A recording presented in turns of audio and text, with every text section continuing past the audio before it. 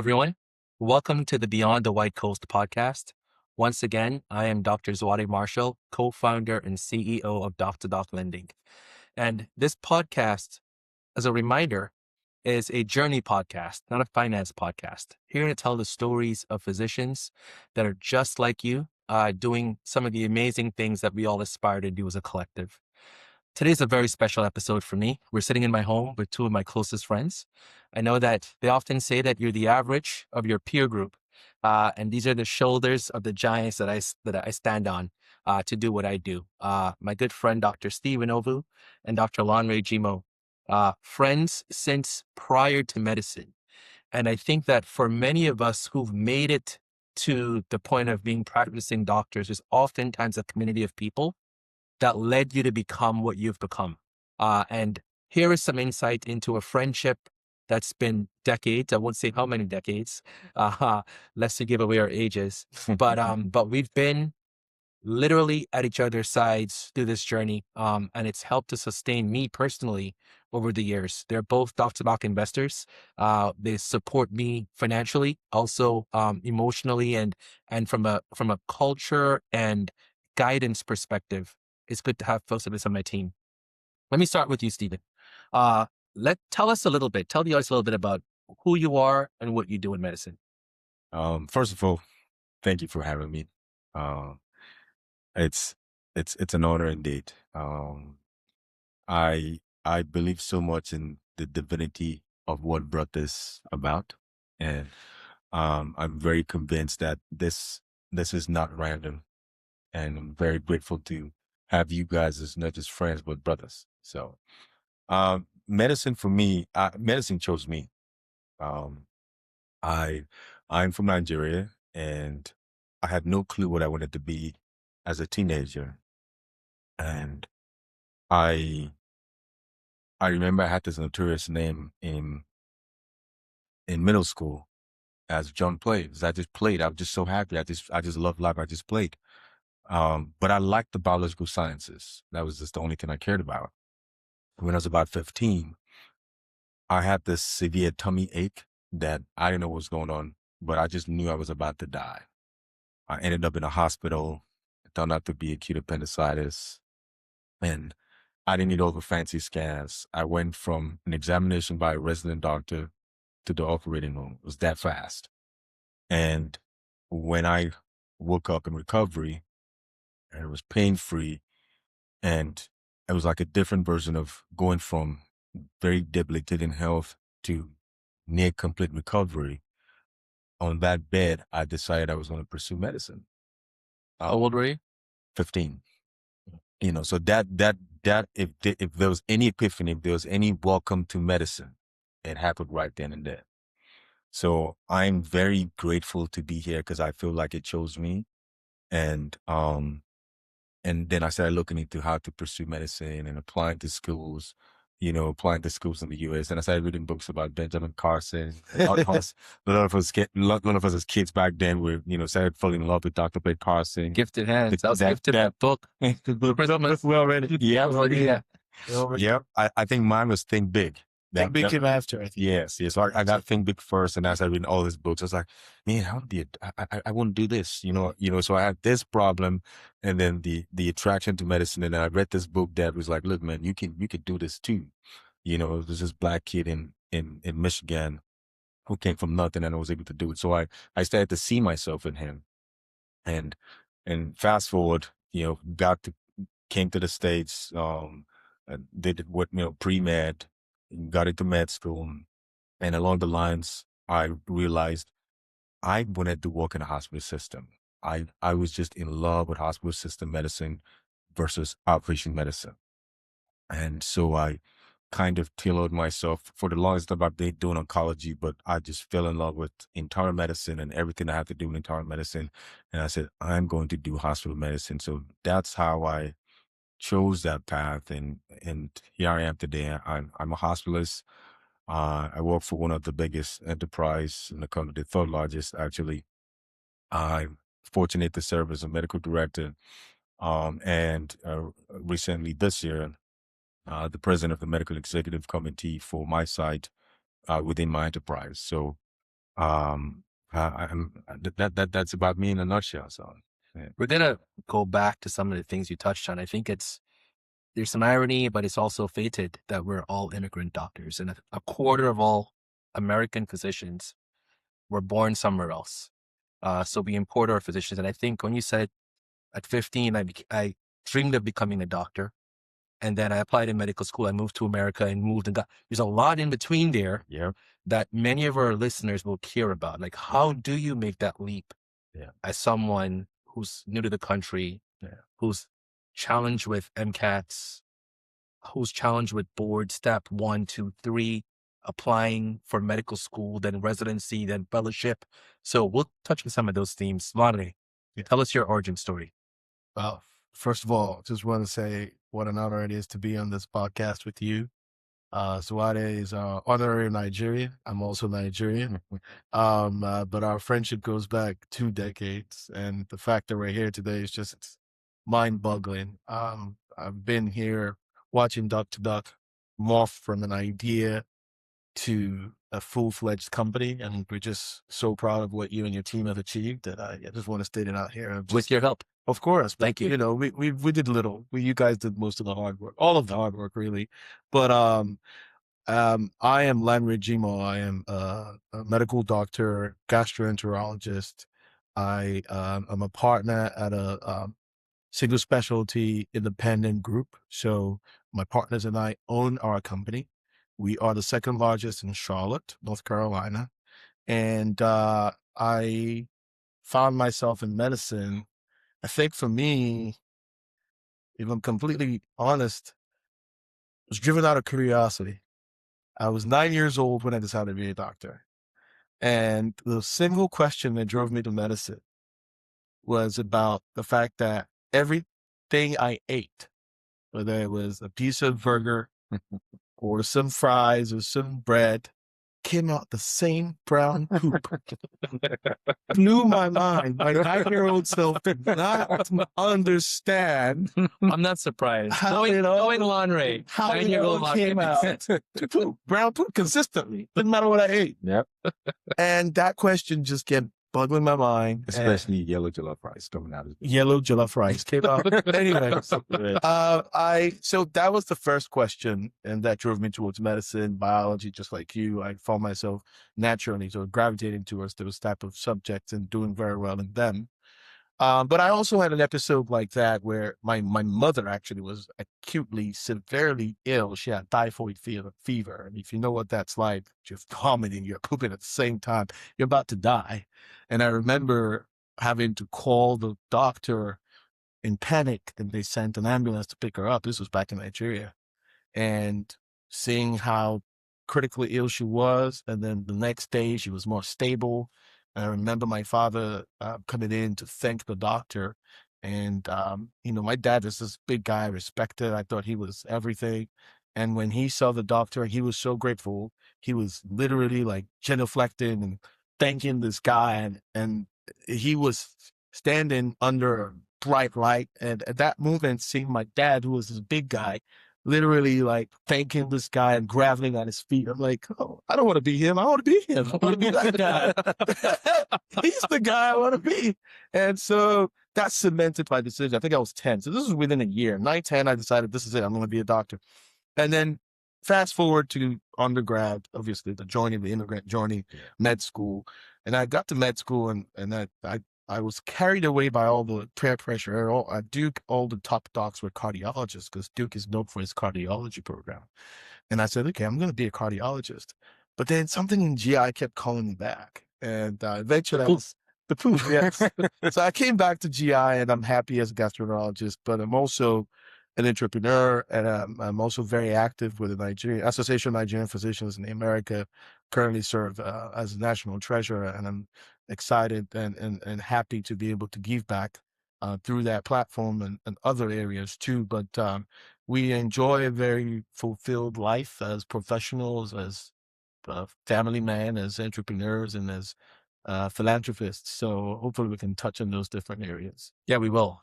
We don't have a lot of time. Sure. We may do a sequel to this one. Yeah. But I think it's funny, in just a few moments that you guys spoke, your personalities already shining through, where I think hearing you speak and describe who you are reminds me of the role that each of you plays in my life. It's very different roles. And I think about friendships. There are people that you call when you need to pick me up, people that you call when you need a word of prayer, people that you call when you need someone to commiserate with, right? So you can tell Stephen is my friend.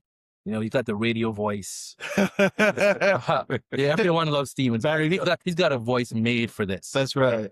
And it's a soothing, calming voice. That's right. When you've got turbulence That's right. in your life, in your relationship, in your job. He's also my more thoughtful friend out of these two. So and Stephen is the one that wrote me a birthday card. That's right. Like he wrote a card. I write you a message and right here for 20 years. But this is a podcast. Okay, You can't just saying. I'm just saying. Why are you being competitive? I'm going to get to you in a moment. Okay. But you know, like Stephen writes cards. That's right. And he's someone that you know will be very thoughtful in how he shares advice, how he supports and encourages. Lanre is the friend that is a motivator. He's very competitive and he pushes and he does indeed. You write me beautiful texts every time we have a milestone to celebrate. But we've been competitive with each other since we met, right? That's true. At that Yale Summer Science Academy, right. Back in 2006, maybe 2005. 2005. 20 years. But it's rare that you have someone that's seen you grow up within your career, and when you call for advice, and it's not a call for advice. You don't call your friend and say, "I need advice." You just call a talk, that's right, and you share whatever's on your heart in that moment. To have folks that understand who you are and are able to even upbraid you, say, "Hey, I think you did that wrong." I rely upon you for that a lot. That you're missing. This is a blind spot you have, Zwade, and I've seen you do it before. Do you remember when? And you've got one of those remember when memories that'll take me back to another similar situation and show me a pattern of folly in the way I think about something. So, I'm glad we get to share this stage together. Yeah. I do want us to talk a little bit more, because Stephen, when I said, let's do this podcast, you said we should talk about immigration and the immigrant experience. And I'll tell you that as a platform, we lend to O1, H1B visa holders, and very few lenders do. And so there's something that we know about the immigrants that apply to medicine and the role that we play. Tell me why you thought it was important that we discuss it and share more about your own immigrant journey. So, I remember when I was trying to apply, to come here, study, and you see all these figures in dollars and you convert the currency to your own local currency and you're like, oh. and I was like, if I tell my dad this, that's a shutdown. End of the conversation. If I tell my mom, even though she doesn't have it, she's not going to think about the numbers. She's going to be like, I love this kid. I'll do whatever I need to support this kid. But the reality is, it is expensive. That's right. Coming for college here. But thankfully, I was able to get a good enough scholarship to cover all my undergrad. But now going into med school, you have to get loans. That's right. And then it's clear, first of all, it's hard to, you have to, the visa process was way easier then. Than it is today. So I have a lot of empathy for people who are applying now and having to deal with, tremendous visa problems. And you have no idea, because your mindset is, I'm just trying to be a doctor and a good doctor to take care of people, because something calls you to take care of people. I genuinely believe that people go into medicine because they care, right? I said medicine chose me, and I'm being 100% about it. I love patients. That's where my energy comes from. So your mind is focused on, how do I study, prepare, do what I need to do to be the best physician? But there's this side of it. There's this legal side of it. There's immigration side of it that you are not versed at. You have no idea what's right or wrong. You don't know what to do. You just have to read all those documents that not so clear. There's also uncertainty with that process. Yeah. Right? There's a yes or a no. There's a thumbs up or down. Yes. So all the applications, you might get in, but not get the visa that allow you to go. That's right. Think about that dream, right? Where you've done the hard part. You got the scores to get in. Yeah. But the immigration part's not figured out. Yeah. So you're now at a place where you look at things now, and when you look at the need, especially for hospital medicine, we have a huge deficit. We need hospitalists. We've been trying to hire, at my site, we've been trying to hire an internist since September of last year. Interviewed several people, can't find someone. Keep trying. The demand is heavy, the supply is so low. So you're seeing that the shortage is tremendous now, and you see the policies that are going around with immigration, how things will be projecting for the next 5-10 years. We are going to face some more difficult times. So I have a lot of empathy for immigrants who are going into medicine, and I hope somehow things will be clearer. There'll be less anxiety. The process will be more streamlined, so that there's people who are really trying to come help the healthcare system that we so desperately need help for, can fall in line and do what they have to do, which is study, work hard, train, get the best train, and provide excellent clinical medicine. Thanks for that, Stephen. I think also for the folks that are listening that are actively applying into medical school or contemplating college in the US or med school in the US, there are a couple of things that I think we all did that many of the folks that make it don't talk about enough, right? I took the MCATs twice. And I did a prep course for the MCATs. So sometimes there's an impression of just the hard work, the studying, being in the library, doing that work alone is what's going to get you there. Yeah. But oftentimes you need to use as many of the resources available as possible, especially prep courses. Yeah. Especially those summer science academies where we met. That's right. Ours was called SMDP. It was back then, it was SMEP. They added the D to it after our year. Yeah. So it became SMDP.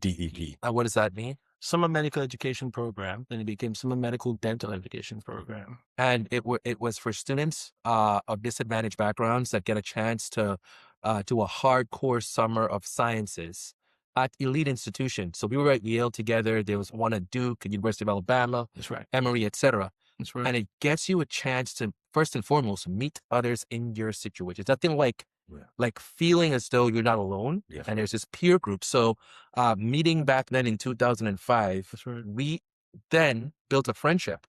So applying to medical school, we're encouraging each other. Yeah. That's right. Taking the MCATs, we're encouraging each other. We both did MBAs. That's right. We were encouraging each other. That's right. So there's this affinity of the journey, which is arduous. I mean, it's going to be a lot of years, and it's going to be tough, but we had fun doing it because we were doing it together.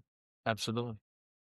Yeah, no, I agree. I think when you make that transition as an immigrant, you come into a new environment, you have to also assimilate. And when you assimilate, you don't have to blend into the milieu and disappear, but you have to find out how you can make a new community. So what that means is, you know where you're going, find other people who are going to that same direction. Yep. And try to learn from each other, peer mentorship. Yeah. And finding that community to support you, because there will be time where you're going to feel like giving up. There will be time where you're going to be doubting your luck. Not everything is going to work out all the time.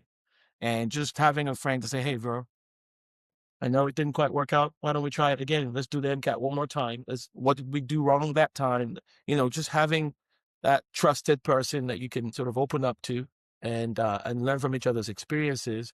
You're more likely to go further if you do it that way. So I feel like sometimes when you immigrate, you're so tempted to stay with that same group you came with. Yeah. Right. And the truth is, as we make this journey, not everybody you start with are going to be with you at the finish line. Yeah. You're going to shuffle through those cards as you go through that journey, and finding the right people to be around and surround yourself with is important. So I think, like Zwade said, I don't think I'll be here without this crew right here. I think, meeting each other and helping each other power through that journey. And sometimes you have unique designs. Like we both wanted to go to business school while doing medical school, which is ridiculous. It's going to be very difficult.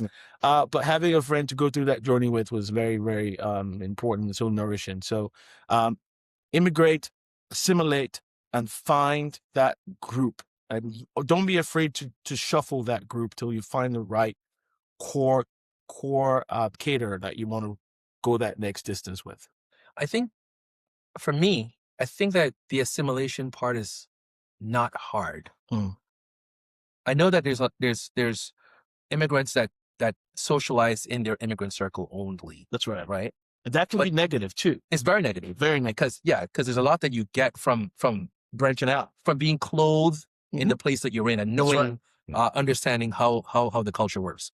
But I do believe that because we're in this professional setting, it's being amongst folks that understand our journey is a safety line. It's a safety net because we tend to feel like imposters, right? Because the day-to-day grind means that you're going to be a part of in scenarios with folks that probably don't understand what you're doing. Yeah, no. Right.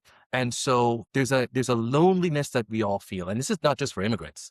I think many people in medicine, as you're going through the professional kind of journey, it's so arduous. They're real struggles, like being faced with mortality, seeing death. Like you remember the first time you had a patient die. Yep. It sticks with you. And how do you then mourn that patient, think about your competence, your skills? If you were a part of the cure, what did you miss? How do you do the Monday morning quarterbacking for those events, right? In a situation where the people that you're going to confide in don't understand your cultural mores. And so having a friendship to say, hey, Stephen, on Friday, that's what happened.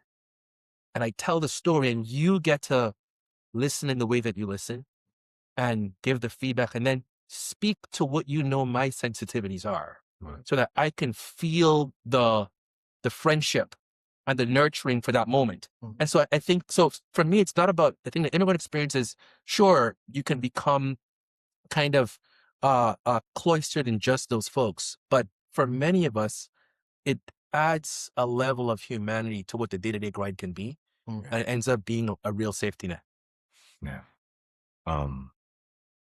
Thank you for sharing that. I remember, the first patient that I saw pass, and I was just stilled. This was a medical school. And when you go into medicine, you're not thinking about mortality. You're just thinking about saving, everybody lives. and that is a humbling thing because that's the end of all of us, right? So it makes you revere and realize that there's a very thin line between being the provider and being the patient. So it removes that superhuman cape that you think you carry, and gives you more empathy that, yes, you're dealing with patients in a vulnerable state, but you have to remember tomorrow you could be just one of them. You have to treat them just like you're treating yourself, just like you want to be treated. And when you get home and you have to look at your family who are not in medicine, and you're trying to think about how do I detach from that and engage and love and embrace, it is a lot. So it is so important to have this kind of friendships, to just freely express yourself, just unburden yourself, so. It's like we have therapy on call. It's like peer therapy, right? Like, because people say Black men don't seek therapy, but I argue that if you have friends like this, you don't really need therapy. It's therapy every day. I'll call you. I'm no replacement for a psychologist. My advice: don't replace that PhD. Let's pivot a little bit to the actual practice now of medicine. Your clinical careers.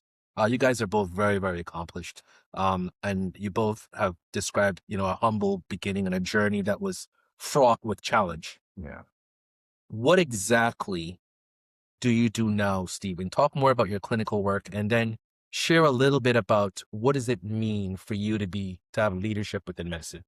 Okay. So when I started, I just wanted to be a doctor. I just wanted to make people feel, I'm energized by people, right? I'm a people person. I love to dance. I love to sing. I love music. I love tennis. just people. So when I got into medicine, it was really just to make people feel well, go from pain to no pain, from poor health to better health. But along the lines, different mentors would say, hey, you should consider leadership. You should consider doing something where you engage more providers to do better. So it was never my idea to go into hospital leadership. I just paid attention to the people around me. And that's where I would quickly segue to saying, don't always look for mentors who are far and beyond and grand or in books. These are my mentors, your friends. Sometimes we take the people we have for granted. Listen to the people who see you every day. They know you and they'll give you advice. So I listen to the folks around me who say, look, you should consider going into some kind of hospital administration. You just natural at this. So I paid some attention to that, and I decided to do pause and do a master's in public health and health administration. If I had met those guys, if I knew them well, I think I'd have done an MBA. I think about it every now and then, because I was even doing a public health and doing a business degree, but I really wanted to stay in management within the hospital system. So say more about that. What do you think the MPH does that the MBA doesn't, and vice versa? Why that conflict? So I remember having a meeting with I went to Texas A&M for medical school. And I remember having a meeting with one of the professors at the business school who was trying to really convince me after my second year to just do the 1 year business school. And I thought, if I go to business school, I'm going to be a businessman, a business doctor. I don't want to be a business, that was my understanding that I'm going to be a business doctor. No, I want to be a healthcare administrator so I can make sure I stay in my lane with not being a CFO, but being a hospital management executive. There's a perception that MBAs pervert medicine. Yeah. So sold out. It's a sellout. Sell out. Yeah. You're now interested in money and no longer healthcare. Yes. Yeah. So I was ignorant. I did not understand the use, the utility.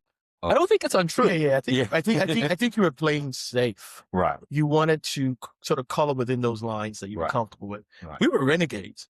We met when we were in college and looked at each other and said, I want to do an MD, MBA. I said, I want to do an MBA too.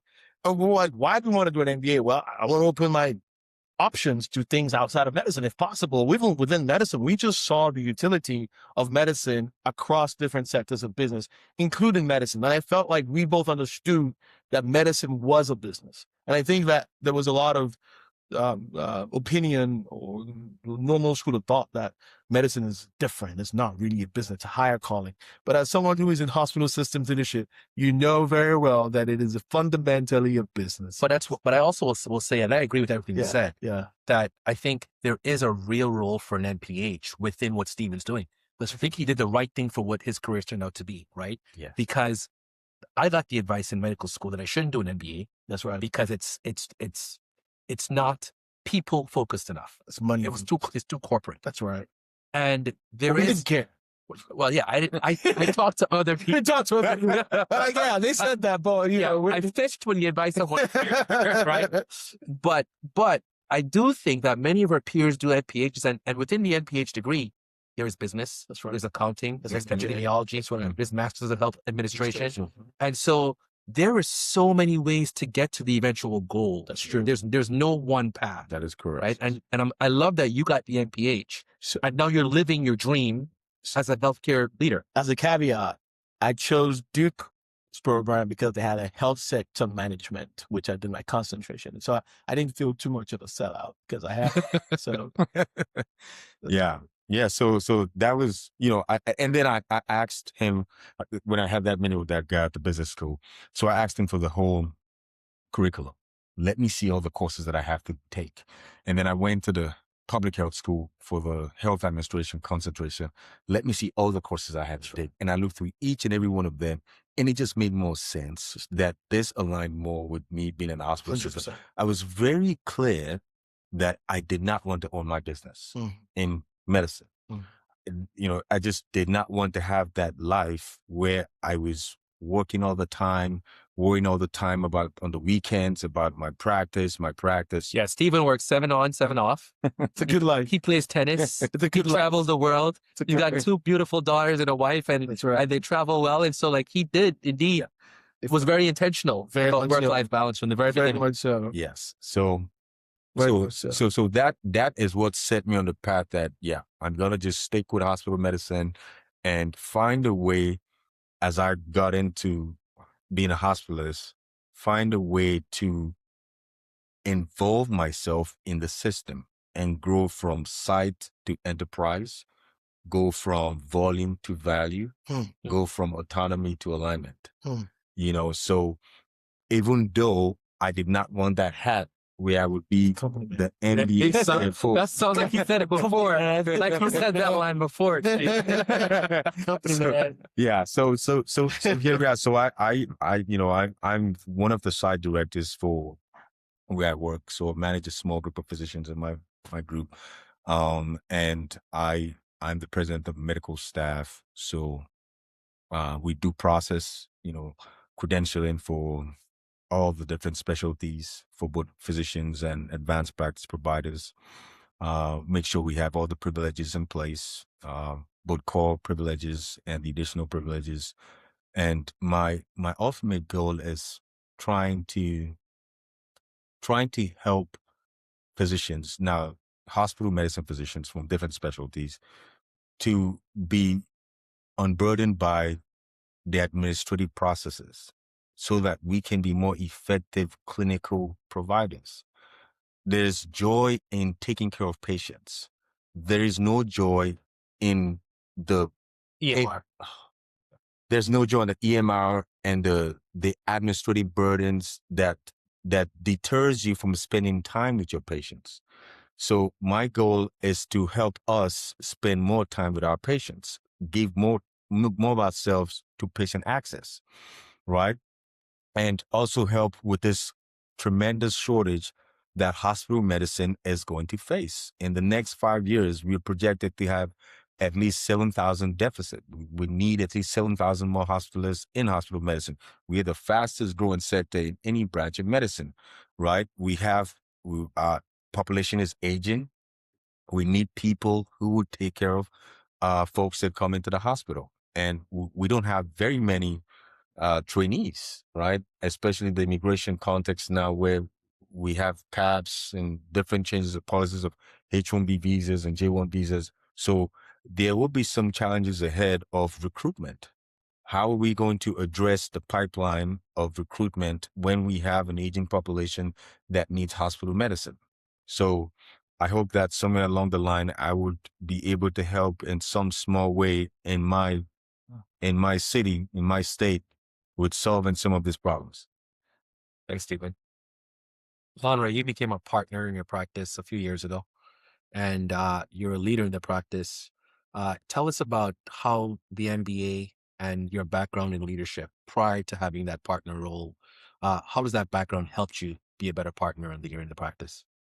It's interesting. That's a very probing question. So as you know, I joined my group in 2018. I made partner at the end of 2020 in the middle of a pandemic. So it was about 2 years and some change. Was that fast? Yes, Okay. it's normally 3 years, and it should have been 2 on the dot, but it was middle of the COVID pandemic, and the group was losing money because we couldn't do screening, regular endoscopies and colonoscopies. So the partners asked me very nicely to defer my partnership till we became a little more. Did you have to buy in? Did you have to Yes. pay cash? How did you take the money to buy in? Oh, great. This was before Dr. Doc.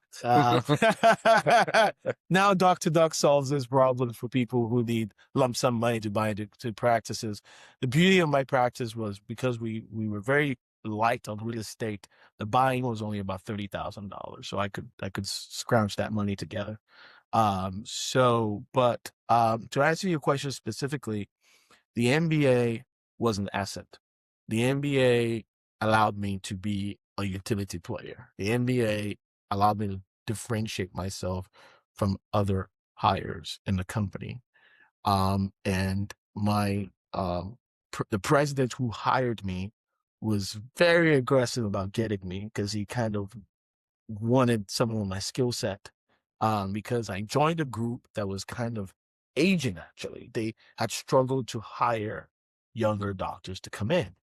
And so for you to come in and succeed in a hyper competitive market that Charlotte is, you needed to have new ideas and new approaches to traditional problems, marketing, strategy, brand management, helping with the operations, and building relationships and collaborations to allow our group to grow in a very competitive Charlotte market. And we're an independent group.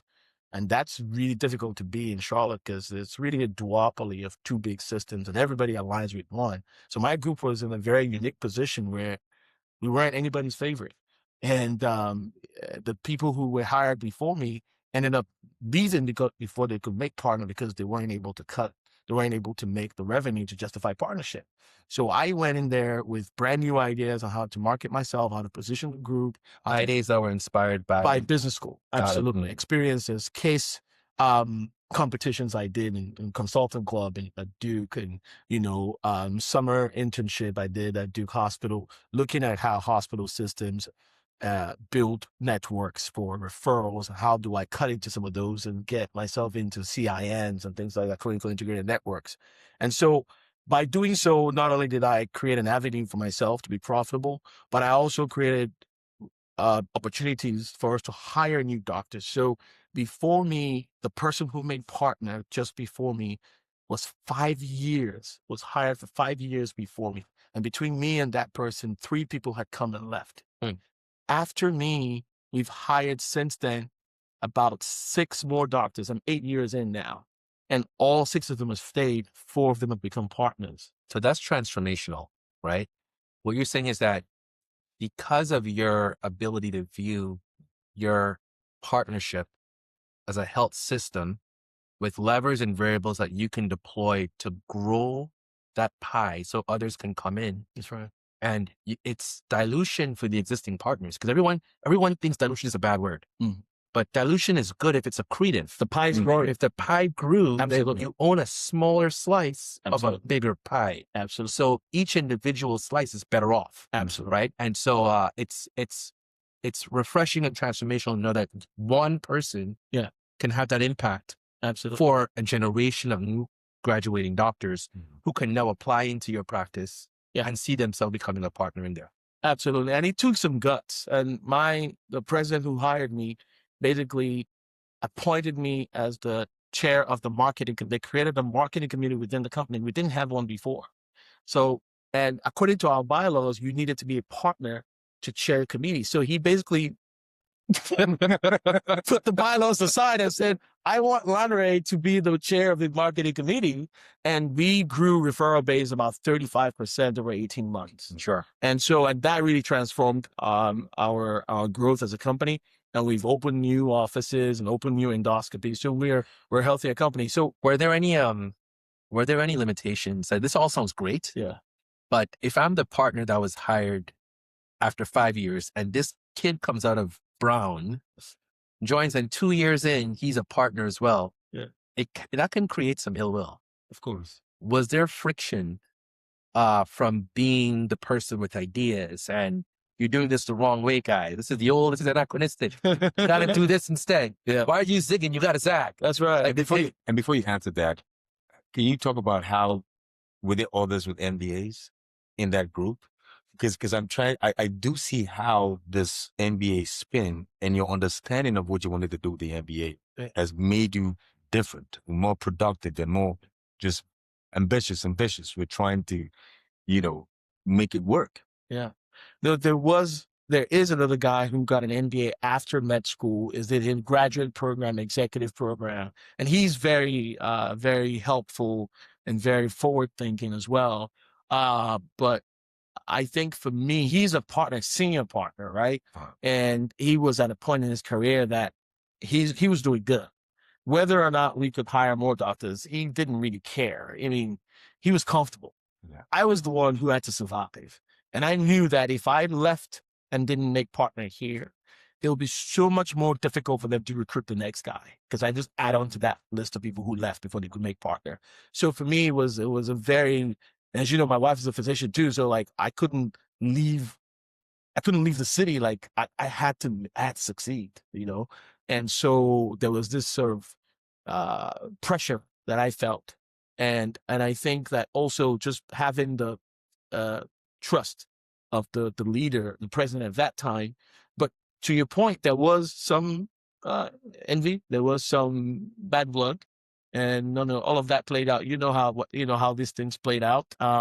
But I think just managing my partners and just being a team player and being kind to everybody and making sure that they didn't see my success as a threat to theirs. Like you said, if the pie is getting bigger, they were making more money than they've ever made. I was doing well as well. So it wasn't like we were fighting for the same patient. But you know, in professional circles, there's always going to be some bad blood, especially if somebody feels like you got something that they wanted and you got it a little bit easier than they did. And you know, I became senior partner, I got on the executive board within 4 or 5 years, and that usually takes a decade. But the contribution that I brought to the group was quite evident, and so that worked in my favor. Sure. I think this is a 25-minute podcast, and we know at 47 minutes. This was a fear that we had because we knew that so much together, so much to talk about. And I'll likely have you each back on individually, Okay. because there's so much wisdom and content that our listening audience would benefit from hearing from both of you, and different things. As we close, I know that you're not who you are without supportive and loving spouses. You're modeling behaviors personally and professionally for kids as well. Tell us in closing about the impact of your family on your careers and the balance in your life as a result of the family obligations. Wow. So we have this tradition. I have 2 daughters. One will be 8 next week. 8 and 5. So I'll say 8 and 5. And my wife is not a physician. She's an accountant. And the first thing we say when we get home is, what's the best part of your day? Mm. And it never fails to be coming back home. Mm. This, you know, it's my happy place. Mm. That's your answer. Yes. So just coming back home. It doesn't mean I had a bad day at work. That's right. It doesn't mean I was not fulfilled or I wasn't grateful for the encounters or there were no turbulence, but it's just coming back home to a place that you were just loved and just judgment free, and people who are rooting for you. They think you're a champion. It doesn't matter what happens or what didn't happen. You don't need to prove anything. You don't need to do anything extraordinary. You're it. And both my daughters want to be doctors. I don't know why. You know, No accountants in the bunch? Yeah, no. Just, you know, one wants to be a bone doctor. The other wants to be a cardiologist. I don't know what is inspiring them, but you know, it's just great to see. It doesn't matter what they end up being career wise, but it's very humbling to see that they're inspired enough that they ask questions like, so what was the toughest patient you had today? That's right. And after I give them a breakdown in language they can understand without the, you know, divulging patient information, 2 days later, so how's that patient we talked about? Probably not. Has she gone home? You know, I did not have that mindset at that age, right? So I'm dealing with kids who are so young, but their minds are so much older compared to what I was at that age. And I'm very blessed. I'm very thankful. I'm just grateful to have them be there, and they remind me why I do what I do. So I go there knowing that there's so much love behind me, and I want to give the best to my patients, and let them go back home to something similar to what I have. You know, so let them get well so they can go back to the people that love them, that care for them. So, you know, that's the kind of relationship, that's the kind of energy that I get from them. So. Thanks, Steve. Lanre. I was going to ask you the same question, but I guess you're the moderator here. Well, I think, balance is such an important part of what we do. And the word grounded is what comes to mind for this question. It's so easy to get carried away, right? You're top performing Dr. Ovu, everybody sees you and they, but you get home and your wife is like, come on, take the damn trash out. Yeah, like, oh, great. I just stopped somebody's bleeding artery in their stomach, but oh, sure, I'll take the trash out. Your wife and your kids are like, Daddy, I need help with this and that. But the truth is, it's grounded and it's great. It's healthy. It's good to remember what really matters in the end, because no matter how great you are for your company, you are totally replaceable. Totally. But at home, you are irreplaceable. There's never going to be another dad for your daughter the way you dad her. There's never going to be another, buddy for your son the way you guys are. Like your wife, I just like you, being back home is the best part of my day, and warm embrace from the kids. Now they're getting older. My son hardly even bothers to hug me anymore. He's 10 and 10, which is age appropriate, I guess. But my daughter is 8, just, she's lovely. But no, I think the word grounded and the warmth and the love and reminding you about what's most important is what family does for us. And we're just grateful to have just amazing spouses and wonderful kids. So Yeah, that's well, what I have to add. I've had the privilege of knowing both of your spouses and loving on all of your kids. And this podcast is being filmed at my home because you're my house guest this weekend. Like, That's so right.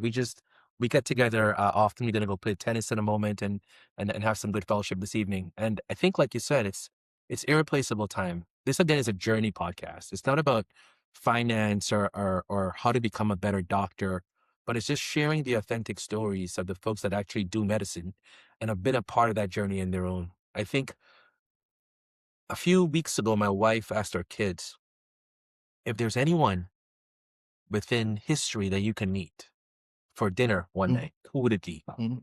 And as she's telling me, she asked them the question, I'm thinking, like, who would I choose? Is it Martin Luther King? Is it Kwame Nkrumah? I don't.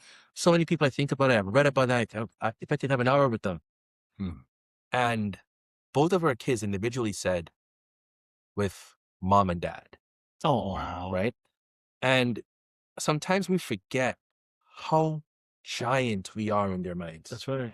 And so I remember that because it's now, if I'm late to get home, because I've overbooked my schedule, I've got another meeting. That's right. Like, I'm now prone to say I'm going to cut it short. I'm going to get home. That's right. Because I'm Martin Luther King Jr. So Absolutely. So I got to get back. I got to get there because the disappointment when I don't get home in time, Oh my God. and they go to bed without seeing me, Absolutely. I pay a price the next day and the next weekend, right? That's right. Then they go to their mom more than they call me back. That's right. So my goal is to always be the desired parent, Absolutely. and that the one that they want to see. You don't want to just be an ATM. I don't want to be the ATM. Yeah. Right. Yeah.